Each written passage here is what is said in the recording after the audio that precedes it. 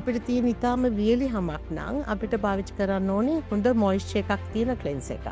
ඒ සංවේදී හැමට ඒ ප්‍රොඩක්ට් එකේ මිල නෙමේ ඒ පිළිබඳ තීරණයක් දෙන්නේ. ආලේපනයක් භාවිත කරනකොට ඩ්‍රයි ස්කින් එකක් තියෙන කෙනෙක් කොච්චර සැලකිලිමත් වෙන්න ඕනද කියන එක ගැන කතා බහක්. නැත්නම් බෙහෙත් ඖෂධ වර්ග ආලේපන වර්ග භාවිතා කරලා බොහෝ දෙනෙක් කරදරේ වැටෙන වෙලාවල් තියෙනවා. සමහර අයට මේ ඇක්නේ පිම්පල්ස් කියන්නේ දෙකක් කියන මතයේ ඉන්නවා.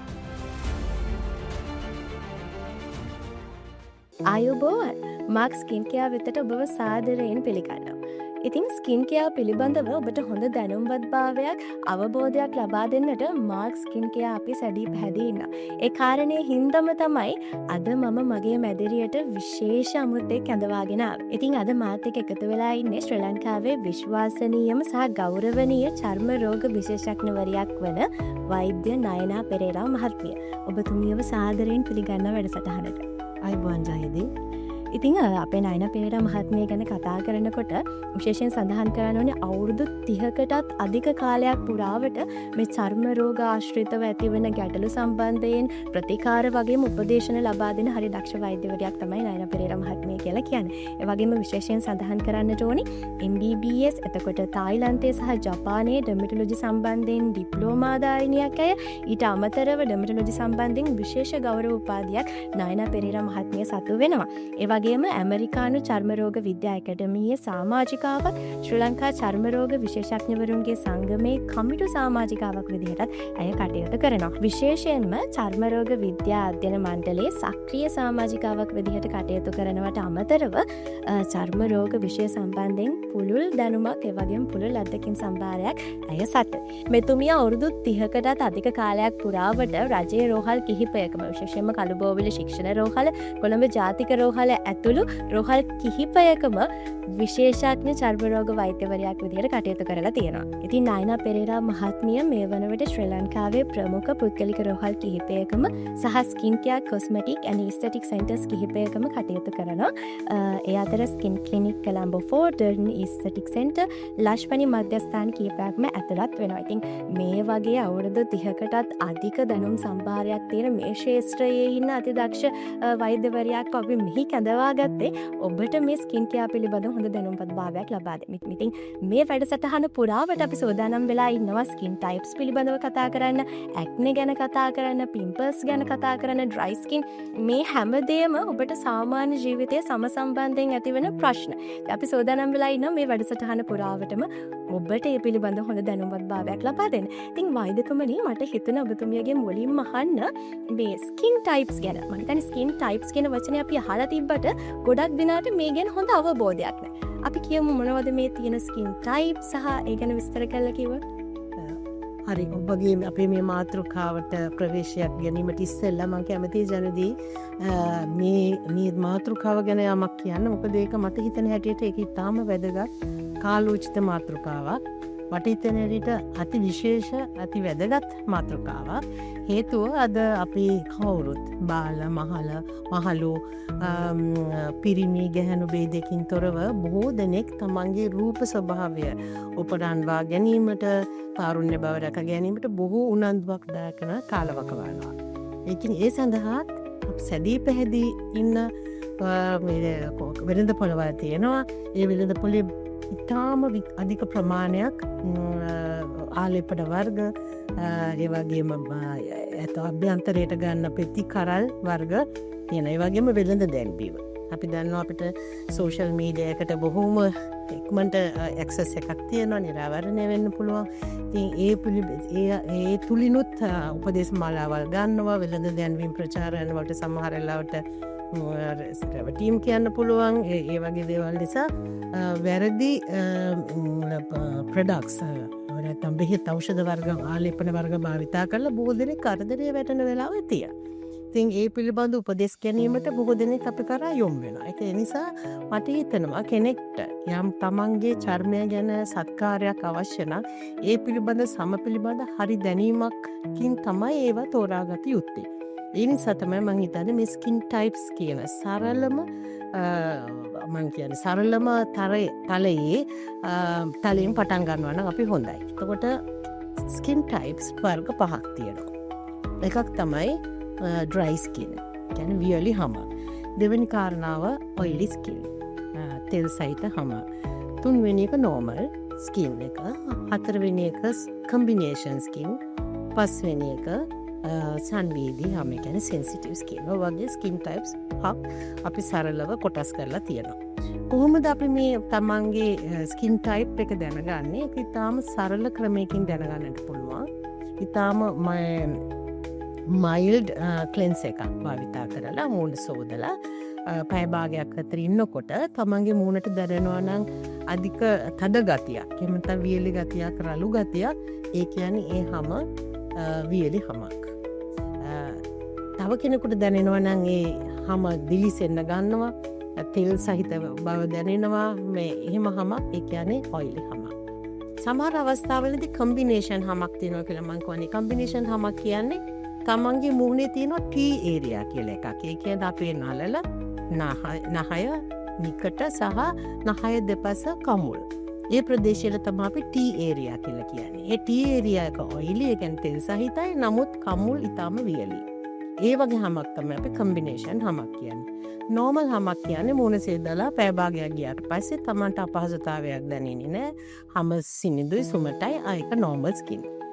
සංවේදී හැමක් කියලා කියන්නේ හරි ඉක්මනට එන්වයරන්මන්ටල් ෆැක්ටර්ස් වලට කියන්නේ බාහිරයේ සාධකවලට, එහෙම නැත්නම් තමන් ගල්වන ආලේපන වලට ඊටම සංවේදී වෙලා හැමේ කැසීම් රතු ගතිය ඇති වෙන හැම වලට කියනවා සංවේදී හැමක් කියලා. ඉතින් ඔය ආකාරයට අපි මේ හැම් ටයිප්ස් වර්ග පහකට වෙන් කරලා තියෙනවා.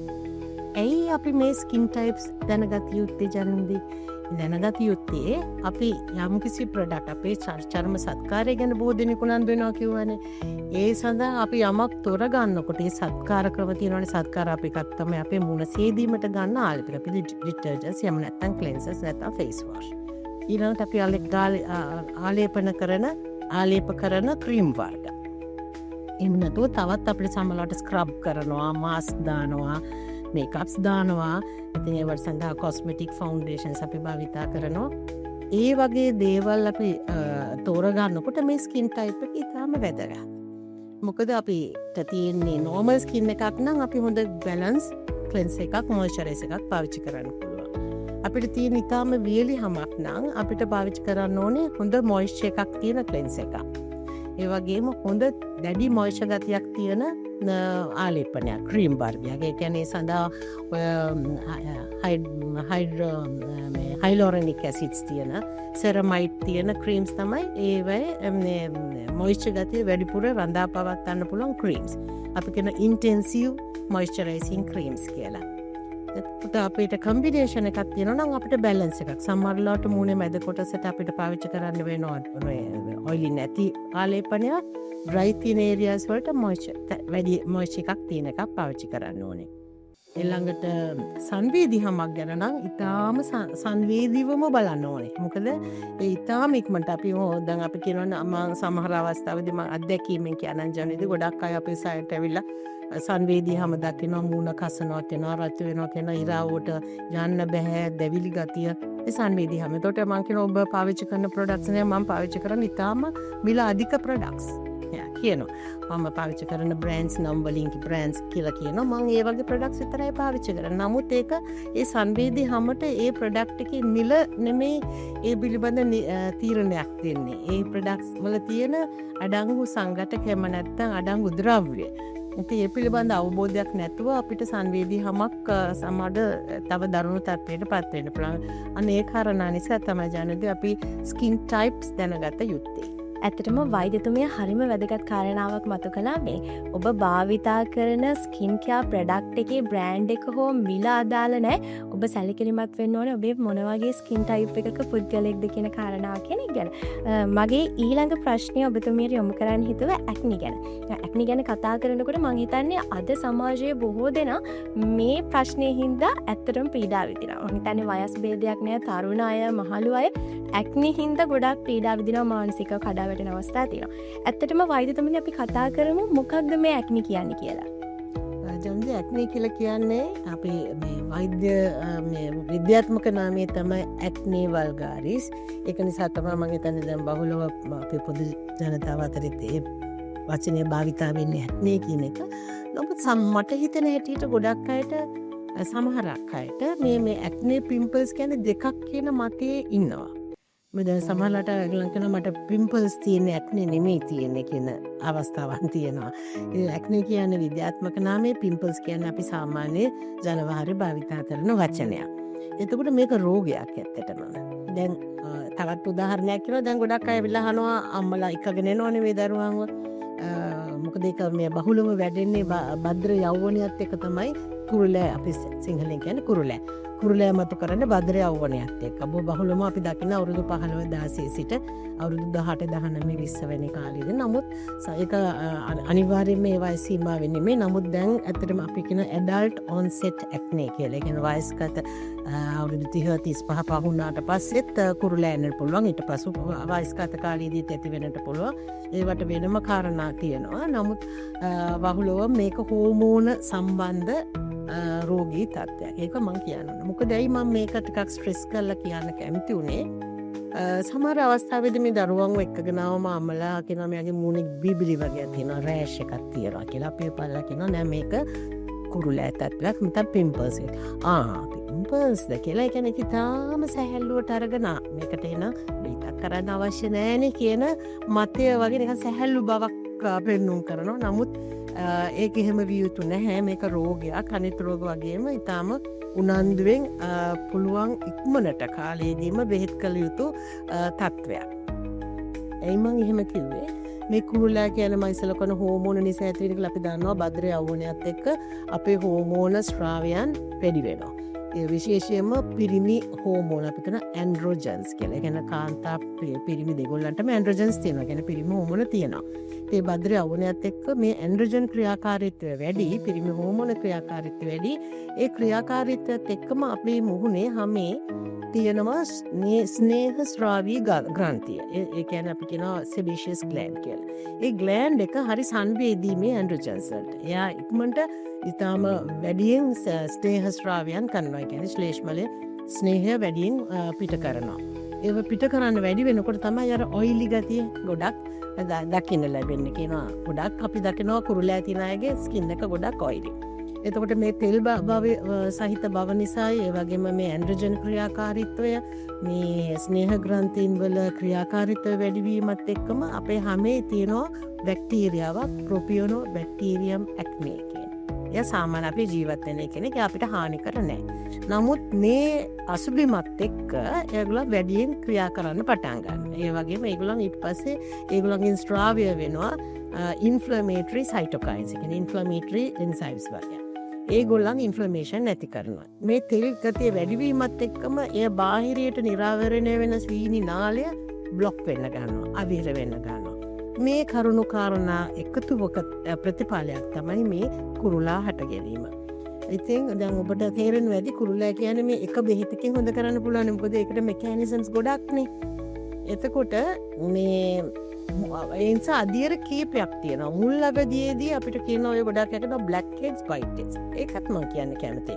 ගොඩක් අය කියනවා මට තියෙන කුරුල්ලා නෙමෙයි, මට තියෙන බ්ලැක් හෙඩ්ස් වයිට් හෙඩ්ස් කියලා. ඒගොල්ලන් හිතන්නේ ඒක වෙනස් જાතියක් කියලා. නමුත් බ්ලැක් හෙඩ්ස් වයිට් හෙඩ්ස් කියන්නේ ඉස්සලම වයිට් හෙඩ්ස් ඊට පස්සේ බ්ලැක් අපි කියනවා අපේ විද්‍යාත්මකව කියනවා කොමිඩෝන්ස් කියලා. Open comedones and close comedones. ඒ කොමිඩෝන් තත්ත්වය තමයි ඔබ දැකලා ඇති සමහර අයගේ මූණේ චූටි චූටි බිබිලි අතට නිකන් ගන්නට හවු වෙන බිබිලි. ඒක තමයි කොමිඩෝන්ස් එහෙම නැත්නම් වයිට් හෙඩ් බ්ලැක් හෙඩ්ස් කියන්නේ. ඒක තමයි කුරුල්ලා ඇතිවීමේ ප්‍රාථමික අවස්ථාව. ප්‍රථම අදියර.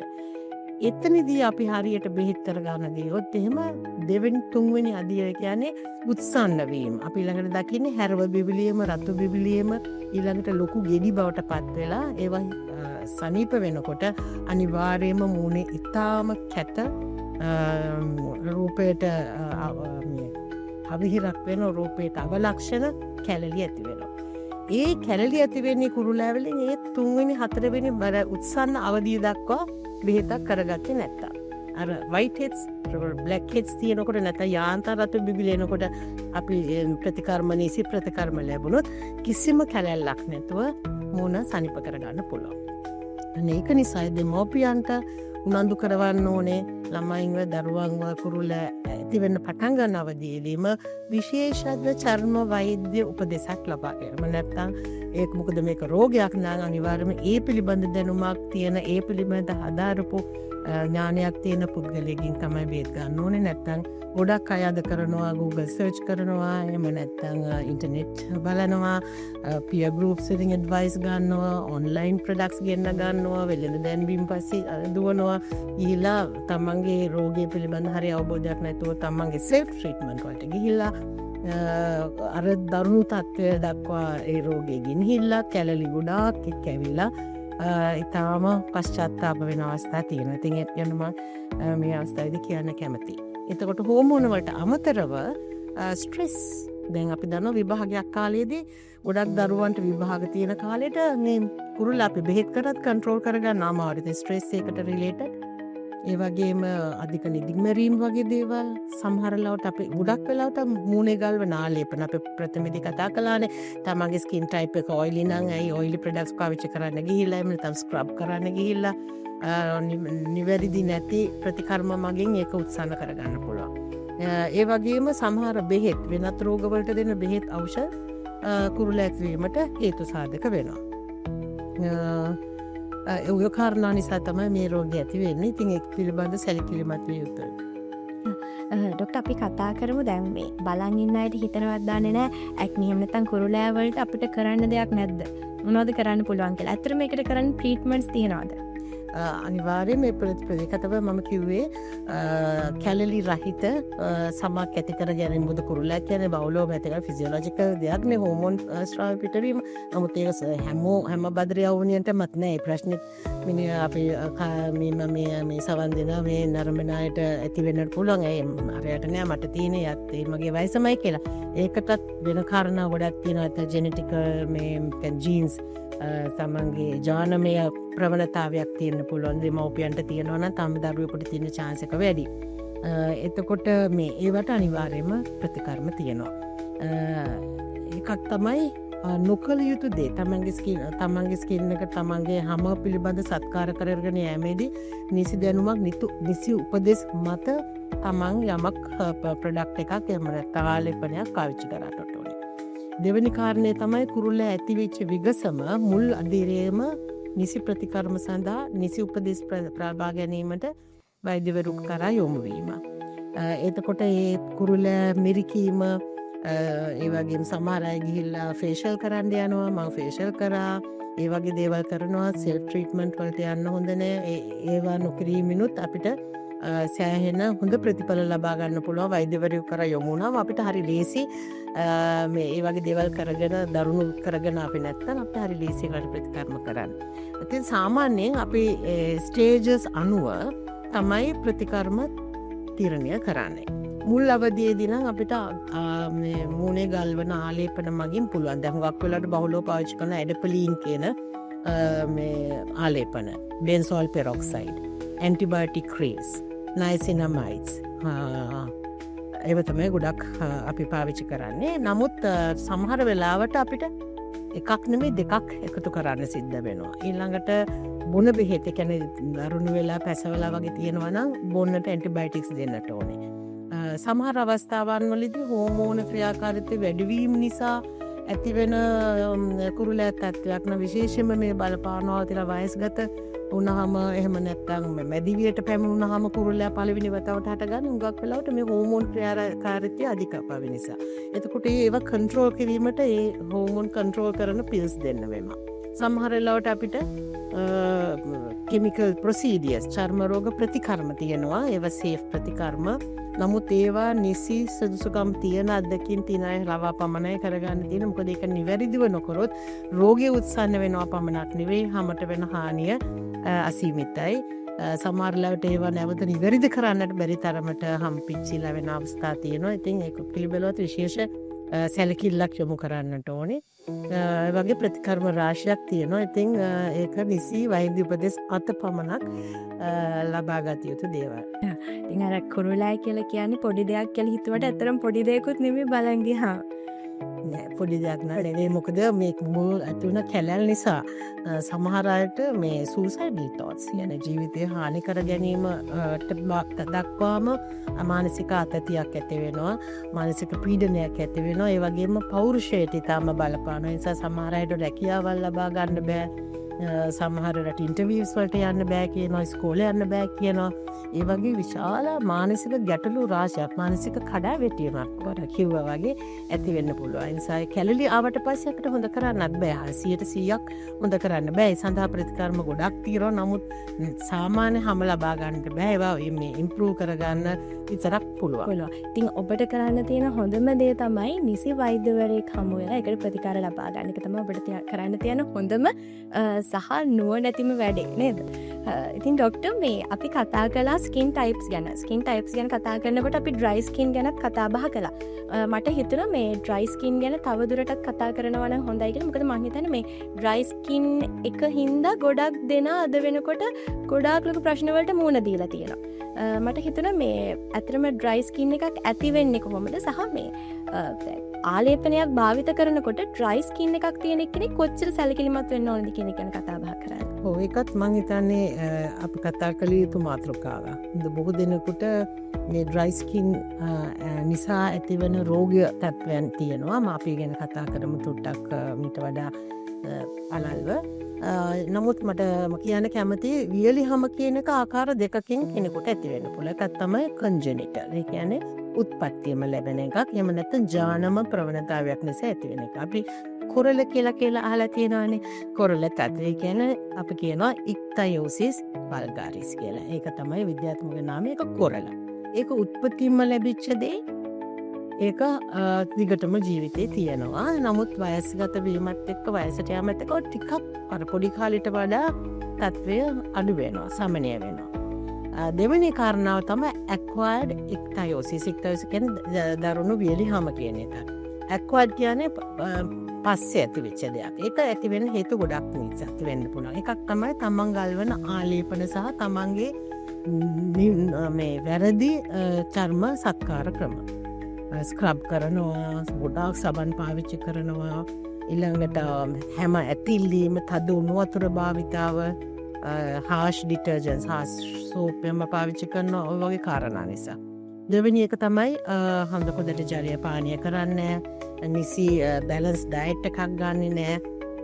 එම කියන්නේ නියුට්‍රිෂනල් ඩිෆිෂියන්සිස් නිසා එන්න පුළුවන්. තවත්ම අභ්‍යන්තර රෝග තත්ත්වීන් නිසා අපි දන්නවා අක්මාව රෝග, වකුගඩු රෝග වගේ ඒ වගේම තයිරොයිඩ් ඩිස්ෆන්ක්ෂන්ස්, තයිරොයිඩ් ග්‍රන්ථියේ ක්‍රියාකාරීත්වයේ ප්‍රශ්න නිසා හැම දරුණු නිසයට පසු කාලයේදී හොඳට තිබිච්චාම පසු කාලයේදී වේලි තත්ත්වයට එනවා. ඒ වගේම ලෙප්‍රසි අපි දන්නවා මේ ලාදුරු රෝගය. ලාදුරු රෝගයක ලක්ෂණයක් වෙන්න පුළුවන් කකුල් අත්පය වල වේලි ගතිය. ඒ වේලි හැම පස්සේ කාලෙදී ඇති වුණා නම් අනිවාර්යයෙන්ම ඔබ වෛද්‍යවරයෙකුගේ නිර්දේශයක් ලබා ගන්න, මේ පිළිබඳ පරීක්ෂණ කරලා ඒකට හේතු හොයා ගන්න.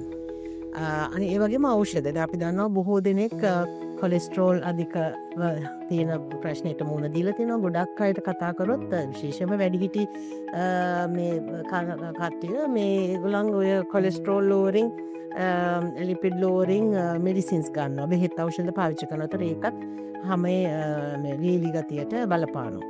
ඉතින් එක කාරණාවක් නිසා නෙමෙයි. ඉතින් කාරණා ගොඩක් බලපානවා මේ වේලි හැමට. ඉතින් ඇයි මේ වේලිහම ගැන අපි සැලකිලිමත් විය යුත්තේ? වේලිහම කියන්නේ සංවේදී හැම. දන්නවා වේලිහම කියන්නේ මේ පොතු යනවා, හරි ස්කේල්ස් වෙනවා, ඒව පුංචි පැලීම් තියෙනවා. ඒකට සංවේදී වුණාම හැමේ කැසීම් ඇති වෙනවා. තද කැසීම්. කසනකොට හැම තුවාල වෙනවා. එතකොට මේ සංවේදී මේ වේලිහම කියන්නේ ඊටාම අර මේ දුර්වල හැම. ඒගොල්ලන්ට ඉක්මනට බාහිර විස බීජයන්, බාහිරේ තියෙන ඇලර්ජන්ස් එක සටන් කරන්න තියෙන ශක්තිය අඩුයි. ඒකට ඒගොල්ලන් ඉක්මනට රෝගී තත්ත්වයන් වලට භාජනය වෙනවා. විශේෂයෙන්ම ඉන්ෆෙක්ෂන්ස්, බැක්ටීරියල් ඉන්ෆෙක්ෂන්ස් ඇති වෙනවා. එක්සීමා කියන තත්ත්වය බහුලව දකිනවා අපි මේ වේලිහම සහිත පුද්ගලයන් අතර. ඒ වගේම අපි දන්නවා යටිපතුල් පුපුරලා තියෙනවා ගොඩක් අයගේ ඒත් අද බලවේලි හැම නිසා. එතකොට ඒ පිපිරීම නිසා ඒ පිපිරීම තුලින් විස බීජ ගිහිල්ලා සෙලියුලයිටිස් වගේ දරුණු තත්ත්වයන් ඇති වෙනවා. ඒ කියන්නේ විස බීජ හැමේ යට ස්තර වලට පවා ගිහිල්ලා විශාල දරුණු රෝගී තත්ත්වයක් තමයි සෙලියුලයිටිස් කියන්නේ. ඒ පිළිබඳව සැලකිලිමත් වෙන්න ඕනේ. ඉතින් දරුණු වියලි හම යන විශේෂ සැලකිලිමත් දක්වන්න ඕනේ. ජරදි දැන් මම එකම ඒක සැලකිලිම දක්වන කියන මොනවද අපි කළ යුත්තේ වියලිහම අඳුරගන්න ඕනේ එකක් මට තියෙන වියලිහම කියලා.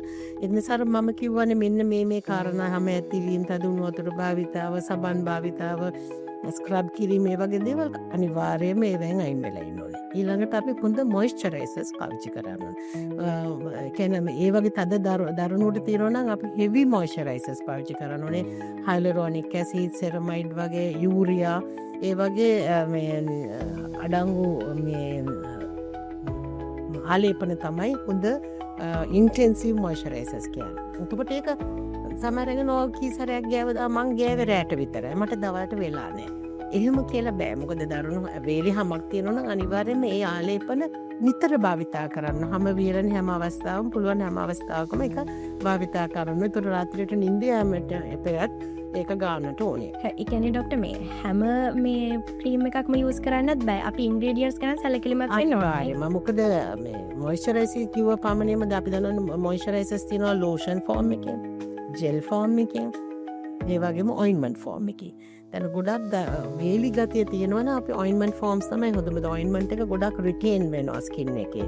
ක්‍රීම්ස් ලෝෂන්ස් ඉක්මනට හේදිලා යනවා. එතකොට නැවත ගන්න තියෙන අවස්ථා වැඩි. ඒ වගේම මේකේ අඩංගු ද්‍රව්‍ය ඔය මං කිව්වා වගේ හයිලුරොනික් ඇසිඩ් කියන්නේ නැචරල් මොයිස්චරයිසර් එකක්. අපේ හැමෙම තියෙන නැචරල් මොයිස්චරයිසර් එකක්.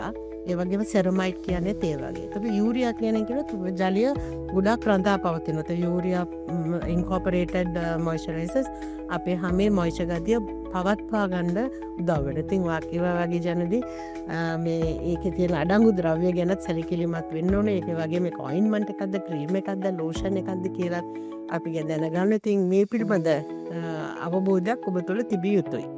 අනිවාර්යයෙන්ම දැන් අපි හැමතිස්සෙම බලනවා ලස්සන වෙන්න අපේ ස්කින් එක ලස්සන කරගන්න. මේ හැම දෙයකටම කලින් ඔබට මේ ස්කින් එක ගැන, ස්කින් කෙයා ගැන හොඳ අවබෝධයක් තිබීම තමයි මූලිකම දේ කියලා තමයි අපි විශ්වාස කරන්නේ. හරි වෛද්‍යතුමනි මට ඊළඟට අහන්න හිතෙනවා මේ දැන් අපි ගොඩාක් දෙනාට තියෙන ලොකු ප්‍රශ්නයක් තමයි අවුව. දැන් මං ගත්තොත් එහෙම අපේ යෞවනයෝ ගොඩාක් දෙනා මේ වෙනකොට සන්ස්ක්‍රීන් එකක් ඇප්ලයි කරන එක ගැන මං හිතනවා. අපි මීට කලින් වැඩි සැලකිලිමත් වුණා. නමුත් අද නව පරම්පරාව සන්ස්ක්‍රීන් ගැන හිතනවා සහ මේ පිළිබඳව පොඩි උනන්දුවක් දක්වන තත්යකට ඇවිල්ලා තියෙනවා. මට අහන්න හිතෙන ඔබතුමියගෙන් මේ ඇත්තටම සන්ස්ක්‍රීන් එකක් ඇප්ලයි කරන එක කොච්චර වැදගත්ද? ඕජනදී දැන් අපි හරි ස්කින් කෙයා රුටීන් එකක් කියලා දැන් හැමෝම ඇවිල්ලා ඉල්ලනවනේ ස්කින් කෙයා රුටීන මත හැමදාම පාවිච්චි කරන හැකි මට සුදුසු ස්කින් කෙයා රුටීන් එකක්. ඒතකොට ස්කින් කෙයා රුටීන් එකට අඩංගු කාරණා 3ක් තියෙනවා. එකක් තමයි මයිල්ඩ් ක්ලෙන්සර්. ඒ කියන්නේ අපි ක්ලෙන්සින් කරනවා. ඊළඟට මොයිස්චරයිසර් එකක්, අනිත් එක සන්ස්ක්‍රීන් එක. ඒකට ස්කින් කෙයා රුටීන් එකක අනිවාර්යයෙන්ම සන්ස්ක්‍රීන් එකක් අඩංගුයි. ඒතකොට සන්ස්ක්‍රීන් භාවිතාව ගැනත් මට මගේ අත්දැකීම් වලින් මම මේ අවස්ථාවේ කියන්න කැමතියි. බොහෝ දෙනෙක් නෝමල් සන්ස්ක්‍රීන් එකක් ඔබ භාවිතා කරනවා, මම භාවිතා කරනවා. මොනවද ඔබ භාවිතා කරන්නේ කියලා එක එක බ්‍රෑන්ඩ් නේම්ස් කියනවා. නැත්තම් ඔය වෙළඳපොලේ තියෙන ගොඩක් නම් කියනවා. නමුත් ඇත්තටම මේ සන්ස්ක්‍රීන් එකක අඩංගු කියනවා. දැන් සන්ස්ක්‍රීන් එකක් කියන්නේ මොකද්ද? අපි අවුරශ්මියෙන් අපේ හැමට වෙන පළදුවීම් හානිය වළක්වා ගැනීම සඳහා අපි භාවිතා කරන ස්ක්‍රීන් එකක්. එහෙම නැත්නම් තිරයක් කියලා කියන්න පුළුවන්. එතකොට ඒ ප්‍රොටෙක්ෂන් එක හරියටම ලැබෙන ඉන්ග්‍රීඩියන්ස් මේ සන්ස්ක්‍රීන් එකේ අඩංගුද? එතකොට එහෙනම් මොනවද අපි බැලිය යුත්තේ කියන එක බලන්න ඕනේ. එතකොට ගොඩක් දේවල් බැලුවාම නම් ටිකක් තියෙනවා. සමහර වෙලාවට එක නමක් විතරක් තියෙනවා. එතකොට ඒගොල්ලන් කියනවා ඒක සන්ස්ක්‍රීන් එකක් කියලා. අපි සන්ස්ක්‍රීන් එක කියනවා ඔබලා අහලා ඇති බ්‍රෝඩ් ස්පෙක්ට්‍රම් සන්ස්ක්‍රීන් කියලා. right? මොකද්ද මේ බ්‍රෝඩ් ස්පෙක්ට්‍රම් කියලා කියන්නේ? අපි ඊටත් ඉස්සෙල්ලා මම කැමතියි කියන්න මොකද්ද මේ ඇයි අපි සන්ස්ක්‍රීන් එක භාවිත කරන්නේ? සන්ස්ක්‍රීන් එක කියන්නේ මෙන්න මොකද්ද? අපි දන්නවා අවරශ්මිය. අවරශ්මිය තියෙනවා කිරණ. අපි කරන විකිරණ එමෙත රේඩියේෂන්, සෝලර් රේඩියේෂන්. අපි ඉරේලියෙන් අපිට පෘථිවියට එනවා පාරජම්බුල කිරණ, ඒවා විසිබල් ලයිට් එක. ওই දෙක තමයි අපි වැඩිම එකයි. අනිත් එක ඉන්ෆ්‍රාරෙඩ් එක. ඉන්ෆ්‍රාරෙඩ් එක අපිට S2ට පේන්නේ. අපිට දැනෙනවා රස්නේ වගේ. අන්න ඒක තමයි ඉන්ෆ්‍රාරෙඩ් එක. විසිබල් ලයිට් එක අපිට පේනවා. මේ ආලෝකය අපිට පේන විසිබල් ලයිට් එක. තොට පාරජම්බූල එහෙම නැත්නම් අල්ට්‍රාවයලට් රේස් අපිට ඇහැට පේන්නේ. ඒක තමයි අපේ සෞඛ්‍යට ඉතාම වැදගත්ම දෙක. ඒක අපි කොටස් තුනකට වෙන් කරනවා. අල්ට්‍රාවයලට් A, අල්ට්‍රාවයලට් B, අල්ට්‍රාවයලට් C. A C කියන එක අපිට පෘථිවියට එන්නේ නැහැ. පෘථිවිය ඕසෝන් තරය මෙයා උරාගෙන අයින් කරලා දානවා. B and A තමයි අපේ එන්නේ. B එකත් ගොඩක් 95ක් උරනවා. 5ක් අපේ අමට එනවා. එයා අපේ හැමේ මත පිටට විතරයි එන්නේ. යට ඇතුළට රින්ගන්න බෑ. UVA ලයිට් එක තමයි අපේ ඇතුළටම යන්නේ. එතකොට B වලින් අපිට සිද්ධ වෙන්නේ අපි නිරාවරණය වුණාම හැම පිච්චෙනවා. එයාම පිලිස්සීමට භාජනය වෙන්නේ මේ පාරජම්බූල B කිරණ මගින්. ඒක තමයි කැන්සර් සෑදීම සඳහා හේතු සාධක වන පාරජම්බූල කිරණය. UVA ලයිට් එකෙන් තමයි කළු වෙන්නේ. ගොඩක් අය කරන අපි අවුරුදු ගියාම මම කළු වුණා, මම මේ කළු වෙලා තියෙනවා. ඒ වගේම වර්ණය වෙනස් වීම විතරක් නෙමෙයි අපි ඉක්මනට වයස්ගත වීම සිද්ධ වෙනවා මේ පාරජම්බූල ඒ කිරණ වලට ගොඩාක් නිරාවරණය වීම නිසා. හැම රැලි වැටීම, හැම සංවේදී වීම වගේ දේවල්. කියන්නේ අපි කියනවා ප්‍රීමැචුවර් ඒජින් කියලා. ඒතර ඒජින් වලට ඒක බලපානවා. එතකොට අපි මේ අපේ හැමේ පිලිස්සීම කොච්චර දුරට අපි වළක්වා ගන්න පුළුවන්ද මේ UV මේ සන්ස්ක්‍රීන් එකක් මගින් කියන එක මත තමයි අර SPF ෆැක්ටර් එක බලපාන්නේ. sun protection factor. එතකොට ගොඩක් අය මම SPF 50 පාවිච්චි කරනවා, මම FTF 100 පාවිච්චි කරනවා කියලා. මොකද අපි එක ගැනත් පොඩ්ඩක් කතා කරමු නේද ජනදේ. එතකොට මේ SPF කියලා කියන sun protection factor කියන්නේ මේ සන්ස්ක්‍රීන් එක නැතුව අපි එළියට ගිහිල්ලා මෙන්න මේ අවල් කාලයේදී නිරාවරණය වුණාම අපේ හැම කොච්චර දුරට පිච්චෙනවද? මේක ගාගෙන අපි ඒ කාලේ සීමාව මීටියම අපි කොච්චර දුරට පිච්චෙන්නේ නැතුව ඉන්නවද? අන්න ඒගේ වෙනස තමයි ඔය SPF ෆැක්ටර් එකකින් කියන්නේ. එතකොට අපි SPF වැඩි වුණ ප්‍රමාණයෙන් අපිට ප්‍රොටෙක්ෂන් එක වැඩි කියලා වැරදි මතයක් ඇවිල්ලා තියෙනවා. අපි දන්නවා මම 100 පාවිච්චි කරත් 90 පාවිච්චි කරත් ඒ දෙකේ ලොකු වෙනසක් නැහැ. කියන්නේ SPF 30 වලින් අපිට 97ක ප්‍රොටෙක්ෂන් එකක් තියෙනවා. SPF 50ට ගියහම 98ක ප්‍රොටෙක්ෂන් එකක් තියෙනවා. 100 ගියහම තියෙන්නේ 98.5ක විතර. ඒක ලොකු වෙනසක් නැහැ නේ. ලොකු වෙනසක් නැහැ. අනිත් එක අපි මේ ආසියාතික අපි ඉන්දියානු සම්භවයක් තියෙන අපේ හැම ලාදුඹුරු දුඹුරු සහ තද දුඹුරු හැම. එතකොට අපිට මේ හැමට වර්ණක ඇවිල්ලා තියෙන මොකෙන්ද මෙලනොසයිට්ස් එහෙම නැත්නම් මෙලනින් නිෂ්පාදනය කරන සෛල තියෙනවා අපේ හැමේ උඩ හැමේ යටම ස්තරේ. ඒ මෙලනොසයිට්ස් වලින් තමයි මේ මෙලනින් වර්ණකේ ලබා දෙන්නේ. මේ මෙලනින් වර්ණකේ හොඳ සන්ස්ක්‍රීන් එකක්. අපිට තියෙනවා නැචරල් සන්ස්ක්‍රීන් එකක්. එතකොට එයාට බෑ අර එයා තමයි ප්‍රොටෙක්ට් කරන්නේ අපි හැමේ පිච්චීම. හරි. ඔව් ඉතින් මේ සාකච්ඡාව පුරාවටම අපේ වෛද්‍යතුමිය සඳහන් කළා මේ විශේෂඥ වෛද්‍යවරයෙකුගේ උපදෙස් ඇතුව ඔබට ඇතිවන චර්ම රෝග වලට විසඳුම් ලබා ගැනීම කොච්චර වැදගත්ද කියන කාරණය මම හිතන්නේ වෛද්‍යතුමනි මේ අපි ඒ කතාව කොච්චර කතා කළත් මදි කියන කාරණේ. මොකද මම හිතන්නේ ඔබතුමිය වෙතට එන රෝගීන් වුණත් අර ගොඩාක් වෙලාවට හෝම් රෙමඩිස් try කරලා ඊට පස්සේ තියෙන තත්ත්වෙක තවත් ගොඩක් වැඩි කරගෙන යන අවස්ථා ඇති. මම හිතනවා අපි තවදුරටත් ඒ ගැන කතා කළොත් හොඳයි කියලා. ඔව් දැන් මම කියවන ස්කින් ටයිප් එක ගැන කතා කළා. අපි යම් කිසි චර්මයට ඇතිවන සත්කාරයක් කියන්නේ නෝමල් හෙල්ඩි ස්කින් එකක් තියෙන කෙනෙක් වුණත් ඒ හෙල්ඩිනස් එක ඒ තියෙන මේ ග්ලෝ එක දිගටම පවත්වාගෙන යන්න නිවැරදි ආලේපන භාවිතා කරන්න ඕනේ. ඒ වගේම යම් කිසි රෝගයක් තියෙනවා නම් අනිවාර්යයෙන්ම ඒ රෝගී තත්ත්වයක්ද දැන් මම කිව්වා වගේ උදාහරණයක් කරන්නේ. ඒක රෝගී තත්ත්වයක්. ඒකට මූණේ සංවේදී බව ඒකත් රෝගී තත්ත්වයක්. එතකොට ඒ තත්ත්වයන් තියෙනවා නම් ඒ පිළිබඳ උපදෙස් සහ නිර්දේශ ලබා ගැනීම සඳහා අනිවාර්යයෙන්ම චර්ම රෝග වෛද්‍යවරයෙක් ළඟට යන්න ඕනේ. එතකොට මේ යම් කිසි මූණේ ලප කැලලක් තියෙනවා කියමු, කළු ලපයක් එහෙම නැත්නම් ලප අඳුරු වීමක් ඒ වගේ දෙයක් තියෙනවා නම් අනිවාර්යයෙන්ම ඒ පිළිබඳ වෛද්‍ය නිසි චර්ම රෝග වෛද්‍ය උපදෙස් පතන්න. නැත්නම් වෙන්නේ උගක් දුරට ඔය ඉන්ටර්නෙට් ඒ වගේම ඔය කෙක්කෙනාගේ තමන්ගේ යාළුවන්ගේ මිත්‍රාදීන්ගෙන් සෝෂල් මීඩියා වල උපදෙස් ඔන්ලයින් වලින් එන උපදෙස් වෙළඳ දැන්වීම් වල උපදෙස් ලබා ගන්න ගිහලා සමහරලාට තියෙන හැමත් පළුදු කරගෙන තියෙන රෝග වැඩි කරගෙන උත්සන්න වෙන තත්ත්වයට ඇවිල්ලා ඊට පස්සේ බොහොම මුදලක් වියදම් කරලා නමුත් අර තිබිච්ච හැම නැවතත් ලබා ගන්න අපිට බොහෝ කාලයක් යනවා.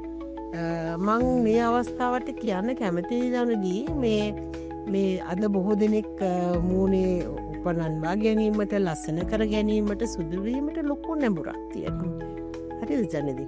ඉතින් ඒ නැඹුරුතාවයත් එක්ක මේ වෙළඳ පොලේ තියෙන සුදුවීමට භාවිතා කරන ආලේපන ක්‍රීම් වර්ග කලා ඉතාම ඉක්මනට ආකර්ෂණය වෙලා නැඹුරු වෙලා කිසි දැනුමකින් තොරව ඒවා භාවිතා කරනවා. එතකොට මොකද්ද මේ බ්ලීචිං සහ ලයිට්නින් ක්‍රීම්ස් ගැන පොඩ්ඩක් අපි අනිවාර්යෙන්ම ඩොක්ටර් මේ මං හිතන්නේ අර දැන් ඩොක්ටර් කිව්ව කතාව ඇත්ත අර සුදු වෙන්නවා කිව්ව ගම හරි සුදු වෙන්නනේ තියෙන ඒ ක්‍රීම් එකට නැඹුරු වෙන්න තියෙන ඉඩකඩ වැඩි. එතකොට අර ගොඩක් වෙලාවට අපේ නිරෝගීකම ඒකේ තියෙන ඉන්ග්‍රීඩියන්ට්ස් මොකද්ද කියන එක ගැන අපි හිතන්නේ. දැන් ඒක ලොකු සමාජ ප්‍රශ්නයක් මේ වෙනකොට. දැන් අපි දන්නවා ගොඩක් වෙලාවට ඔය දැන් අපි NMR එකක් කියලා එකක් තියෙනවානේ ඖෂධ නියාමන අධිකාරිය. ඖෂධ නියාමන අධිකාරියේ තත්ත්ව පාලනයට යටත්ව ඒවැ නිර්දේශ මත පමණක් කලිවෙමන ප්‍රඩක්ස් තියෙනවා ඖෂධ ආලේපන තියෙනවා. ඒවා විතරමයි මේ චර්ම රෝග විශේෂඥ වෛද්‍යවරයෙක්ගෙන් ලබාගත හැකියි. එතකොට මාකට් එකේ ඕපන් මාකට් එකේ අපි දෙන ඕවර් ද කවුන්ටර් එහෙම නැත්නම් සමහර වෙලාවට වෙළඳපොළවල් වල ගිහිල්ලා ෆාමසි වලින් ලබා ගන්න බෙහෙත් ඒ තත්ත්ව පරීක්ෂණ ඒ නිර්දේශ NMR නිර්දේශන වලට යටත්ව නැහැ. ඒවයි යම්කිසි හානියක් සිද්ධ වුණොත් ඒ පිළිබඳ වගකීම් දැරිය හැකි තත්ත්වයකුත් නැහැ. එතකොට මේ සුදුවෙන ආලේපන අපි කාර්ය දෙකකට බෙදනවා. කොටස් දෙකකට. එකක් තමයි බ්ලීචිං ක්‍රීම්ස් අනිත් එක තමයි ලයිට්නින් ක්‍රීම්ස් කියන්නේ. බ්ලීචිං කියන ක්‍රීම් කියන්නේ ඊටාම හැමට හානි කර ක්‍රීම් වර්ග. ඒවා ඊටාම ඉක්මනට දවස් 2-3 සතියේ හැම වර්ණය වෙනස් කරනවා. කොහොමද ඒවා ක්‍රියා කරන්නේ? ඒකේ තියෙන ඉන්ග්‍රීඩියන්ට්ස් මේ අපි මං කලිනුත් කිව්වනේ මෙලනොසයිඩ් කියන එහෙම නැත්නම් සෛලයක් තියෙනවා අපේ මෙලනින් මේ වර්ණය ඇති කරන. ඒ මෙලනොසයිඩ්ස් වලට කිලිම හානි කරනවා. ඩිස්ට්‍රොයි කරලා දානවා. එතකොට එයාට මෙලනින් හදන්න බෑ. එතකොට කාලයක් යනකොට අපේ හැම එක තැන්වල එක සුදු ලප ඇති වෙනවා. ඒ වගේම හැම කැසීමට භාජන වෙනවා, හැම හිරු රශ්මියට සංවේදී වෙනවා, හැම දිය වෙනවා. හැමට ගොඩාක් රෝගකාරක ඇති වෙනවා. ඒ වගේම හැමේ පැලීම් ඇති වෙනවා, කුරුලෑ. මුද්දට තිබිච්ච හැමක කුරුලෑ ඇති වෙනවා. මොකද බ්ලීචිං ක්‍රීම් එකක අඩංගු නරක සංඝටක 3ක් ගැන මම කතා කරන්න කැමතියි. එකක් තමයි මර්කරි. අද විශාල ප්‍රශ්නයක් වෙලා තියෙනවා මේ මර්කරි එහෙම නැත්නම් රසදිය. ඊටාම දරුණු ප්‍රමාණයට මේ රසදිය මේ බ්ලීචිං ක්‍රීම්ස් වල අඩංගුයි. ඒතර රසදිය වල එක සයිඩ් ඉෆෙක්ට් එකක් තමයි මේ මෙලනොසයිඩ් විනාශ කරලා හැම පැහැපත් වෙන්නේ මොකද අර මෙලනින් ක්‍රියාකාරීත්වය කරන්න හදන සෛල විනාශ කරලා දාන. හැම පිච්චෙන එක වේ. හැම පිච්චෙන කම විනාශ කරලා දාන. එතකොට ඒක ඊටම දරුණු. ඒක හැමට වෙන පළදුව මම කිව්ව කාරණා විතරක් නෙමෙයි. ඒව අවශෝෂණය වීමෙන් අපේ ස්නායු පද්ධතියට ඉතා දරුණු විදිහට හානි වෙනවා. ඒ වගේම වකුගඩුවට හානි වෙනවා. වකුගඩු රෝගීන් බවට පත් වෙනවා. ස්නායු වල බලපෑම නිසා අත්පය හිරිවැටීම, වෙවුලීම ඒ වගේ තත්ත්වයන් වෙනවා. එතකොට ඇස් ළඟ ඒව දැල්වීම. එතකොට අනිත් එක තමයි ස්ටීරොයිඩ්ස්, කෝටිකෝස්ටීරොයිඩ්ස් කියලා එක අපි මොකක් වෙලාවට භාවිතා කරන අපේ චර්ම ප්‍රතිකර්මයක් විදියට දද වගේ රෝගවලට පාවිච්චි කරන එකක්. ඒක වෛද්‍යවරයෙකු විසින්ම නිර්දේශ කළ යුතු මේ ප්‍රොඩක්ට් එකක් කෝටිකෝස්ටීරොයිඩ්ස් කියන්නේ. ඒවා දරුණු විදිහට ඉතාම නරක විදිහට මේ ක්‍රීම්ස් වලට අඩංගු කරලා තියෙනවා. ඒකේ සයිඩ් ඉෆෙක්ට්ස් එකකුත් තමයි මේ මෙලනින් පාලනය කිරීම. එතකොට ඒ වෑන් හැම පැලීම්, හැම දියවීම, සමහර අය මුළු ඇඟේම ගාලා හැමේ අර ස්ට්‍රෙච් මාක්ස් එන්නේ. ඒ ස්ට්‍රෙච් මාක්ස් ඇවිල්ලා හැම රතු වෙලා සමහරවිට ලේ ගලන තත්ත්වය දක්වාම අරගෙන ගිහින් තියෙනවා. දරුණු විදිහට කුරුල්ල ඇති වෙලා තියෙනවා. විශේෂම මූලේ පපුවේ පිටේ කුරුල්ල ඇතිවීම හුඟක් වෙලාවට මේ බ්ලීචිං ක්‍රීම්ස් වල අතුරු ප්‍රතිඵලයක්. තුන්වෙනි එක තමයි හයිඩ්‍රොකිනෝන්. හයිඩ්‍රොකිනෝන් කියන රසායනික ද්‍රව්‍ය එකද ඇත්තටම බෑන්ඩ් පාවිච්චි කරන්න බෑ. නමුත් ඒවා ඔය කියන තත්ත්ව පරීක්ෂණයට යටත් නොවි වෙළඳපොලේ විකුණන ක්‍රීම්ස් වල සුදු වෙන ක්‍රීම්ස් වල ඒවා අඩංගුයි. ඉතින් ඒ වෙනුත් විශාල හානිකර තත්ත්වයන් ඇති වෙනවා. හමසන් බිරිදීම, ලප ඇතිවීම, කළු ලප ඇතිවීම, ඒ වගේම ඔප්‍රොනෝසිස් කියන රෝගී තත්ත්වය කෙනා ඔප්‍රොනෝසිස් කියන්නේ ඉතාම මුණුවල් කළු වෙනවා. ඉතින් ඒ වගේ තත්ත්වයන් වෙලා අපි ගාවට වෛද්‍ය උපදෙස් ගන්න ඉතාම කනගාටුදායක තත්ත්වයක්. ඒ තත්ත්වයන් වලට භාජනය වෙන්න එපා. මොකද ඒක ඉතාම සෞඛ්‍යයට අහිතකර තත්ත්වයක්. ඒතකොට ස්කින් ලයිට්නින් කියන්නේ අපි නිර්දේශ කරනවා. ඇත්තට මේ අපි ඒක කරන්නේ අපේ හම දුර්වර්ණ වෙනවනේ.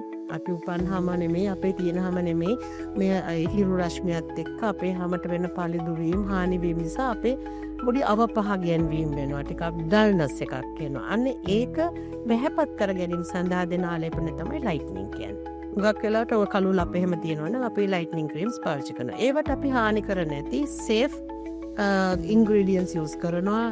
කෝජික් ඇසිඩ්, විටමින් C, පොඩි සැලිසිලික් ඇසිඩ් ප්‍රමාණයක්, ආබියුටින්, ඒ වගේ සේෆ් ඉන්ග්‍රීඩියන්ට්ස් තියෙන ස්කින් ලයිට්නින් තියෙනවා. ඉතින් ඔබට ඒ පිළිබඳ යම්කිසි ගැටලුවක් තියෙනවා නම් අනිවාර්යයෙන්ම චර්ම රෝග වෛද්‍ය රේඛලාකට ගිහිල්ලා දෙසි උපදෙස් ලබාගෙන තමන්ගේ ප්‍රශ්නයට උත්තරයක් සොයා ගන්න ඕනේ. ඉතින් සන්ස්ක්‍රීන් ගැන තමයි අපි කතා බහ කරමින් හිටියේ. මං හිතනවා සන්ස්ක්‍රීන් කියන්නේ මොකක්ද?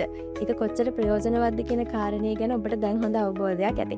ડોක්ටර් මේ මට අහන්න හිතෙනවා මේ සන්ස්ක්‍රීන් එකක් හරියටම පාවිච්චි කරන්නේ කොහොමද කියලා කියමු කියලා. ඒක ඉතාම වැදගත්. මොකද සන්ස්ක්‍රීන් එකක් භාවිතා කර පමණින්ම සන්ස්ක්‍රීන් එකක තියෙන ප්‍රොටෙක්ෂන් එක එන්නේ ඒක නිවැරදිව භාවිතා කළ යුතුයි. ඉස්සලාම අපි නිවැරදිව තෝරාගත යුතුයි. මං කලින් කිව්වා වගේ අපේ මේ සෝලර් රේඩියේෂන් එකේ තියෙනවා විසිබල් ලයිට් එකයි UV රේන්ජ් එකයි. ඒතර විසිබල් ලයිට් එකනොත් අපිට මේ පෙනෙන ආලෝකය අපේ මේ පිග්මෙන්ටේෂන් තත්වයට හම සංවේදී වීමට බලපානවා.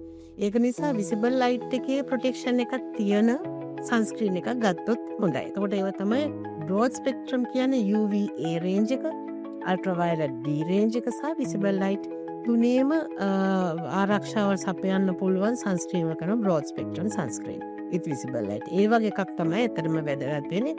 SPF ෆැක්ටර් එක මම කිව්වා වගේ යම්කිසි දුරට බලපානවා. SPF 30 or more 30 ඇති අපේ හැමත. ඒ වගේම සන්ස්ක්‍රීන් වලටත් ඇලර්ජික් වෙන අය තියෙනවා. ඒ නිසා සංවේදී හැමක් තියෙන කෙනෙක් වෙළඳ පොලින් ගිහලා සන්ස්ක්‍රීන් ගන්න එපා. අනිවාර්යයෙන්ම වෛද්‍ය නිර්දේශ මත ලබා ගන්න ඕනේ. මොකද ගොඩාක් තෙල් සහිත හැමක් තියෙනවා නම් කුරුල්ලා සහිත හැමක් තියෙනවා නම් ඒ සඳහා වෙනම නිර්දේශිත ඒ සඳහාම සකස් කරනු මේ සන්ස්ක්‍රීන්ස් තියෙනවා.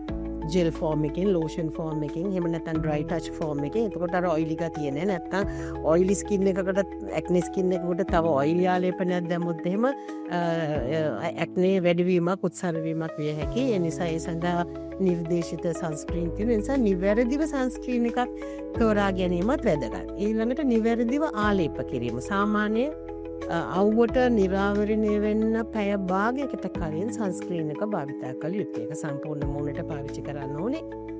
ඒ වගේම පැය දෙකකට වඩා එළිය පහළේ ඉන්නවා නම් ගොඩක් දාඩිය දානවා නම් ඒ සන්ස්ක්‍රීන් එකේ තියෙන ඉෆෙක්ට් එක එහෙම නැත්නම් ප්‍රොටෙක්ෂන් එක අඩු වෙනවා. ඒ නිසා පැය දෙකකට වරක් ඒ වගේ අවස්ථාන්වලදී භාවිතා කළ යුතුයි. ඒ වගේම ඒක එළියට යනකොට නෙමෙයි ඇතුලේ දැන් අපි කොහොමද විසිබල් ලයිට් එක අපේ ඇතුලේ තියෙනවනේ අල්ට්‍රා රේන්ජ් එක නැති වුණාට ඒකට විසිබල් ලයිට් එකකින් වෙන හානිය වළක්ව ගන්නත් අපිට පුළුවන් ගේ ඇතුලේදීත් ඒක පාවිච්චි කරන්න. විශේෂයෙන්ම හැමේ යම්කිසි ඔය කළු ලප වෙන්නේ මෙලාස්මා තත්වය, ඒ වගේම සංවේදී හැම ඒ වගේ රෝගකාරී හැමක් තියෙන කෙනෙකුට විශේෂයෙන්ම ගේ ඇතුලේ සන් ප්‍රොටෙක්ෂන් එකක් තියෙනවා නම් හොඳයි. ඉතින් මේ සාකච්ඡාව පුරාවට ඔබට ඉගෙන ගන්නට දැනගන්නට තිබ්බ දේ බොහෝම. මම හිතනවා ඔබට තිබ්බ ගැටලු බොහෝමයකට පිළිතුරු මේ සාකච්ඡාව තුළින් ලැබෙන්නට ඇති කියලා. ඉතින් ડોක්ටර් නායන පෙරේරා මහත්මිය අපිට හැම දෙයක් ගැනම හොඳට විස්තර කරලා පැහැදිලි කරලා දුන්නා. ඉතින් ડોක්ටර් නායන පෙරේරා මහත්මිය ඔබතුමීට ගොඩාක් ස්තුතියි අද අපිත් එක්ක එකතු වුණාට. අපිට අයිබෝවන් කියලා අපි සමුදෙනවා. ඉතින් සුන්දරව ලස්සනට ඉන්න කැමති ඔබ අනිවාර්යෙන්ම නිරෝගීකම ගැනත් හිතන්නට ඕනේ. නිරෝගීකම ලස්සනට කියන දේ එකට එකතු වෙච්ච දෙයක්. අපි ඉතින් ඒ ගැන හැමතිස්සෙම මතක් කරනවා. මාක් ස්කින් කෙයාර් එක රැඳී ඉන්න කියලා ඔබට ආරාධනා කරනවා. ස්කින් කෙයාර් ගැන නිවැරදිව නිසියාකාරව දැනගන්නට. මාක් ස්කින් කෙයාර් රුවකුණ වඩන විද්‍යාත්මක විසඳුම.